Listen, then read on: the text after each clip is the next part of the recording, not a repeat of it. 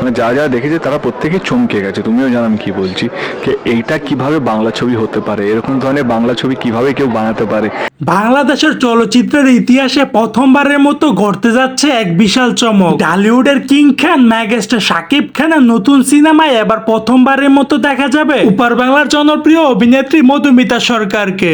এবং আপনারা জানলে অবাক হবেন যে এই সিনেমার মধ্যে প্রথমবারের মতো শাকিব খানের বিপরীতে ভিলেন চরিত্রে দেখা যাবে বলিউডের কিং খান শাহরুখ খানকে। এই খবর সামনে আসতেই পুরো সোশ্যাল মিডিয়ার মধ্যে শুরু হয়ে গেছে আলোচনার ঝড়। উপার বাংলার জনপ্রিয় অভিনেতা দেব বললেন, ভাইরে ভাই, এটা কিভাবে সম্ভব? শাকিব খান তো পুরো আগুন লাগিয়ে দিল। তার সিনেমার মধ্যে বলিউডের কিং খান শাহরুখ খান ভিলেন, এটা তো অসম্ভব। সত্যি যদি মেগাস্টার শাকিব খানের সিনেমায় শাহরুখ খান ভিলেন চরিত্রে অভিনয় করে তাহলে কেমন লাগবে? অবশ্যই মতামতটি জানিয়ে দিবেন আমার কমেন্ট বক্সে। সো দর্শক, আজকের এই ভিডিওটি এই পর্যন্ত। যদি ভিডিওটি ভালো লেগে থাকে তাহলে চ্যানেলটি সাবস্ক্রাইব করে দিবেন পরবর্তী ভিডিওর জন্য।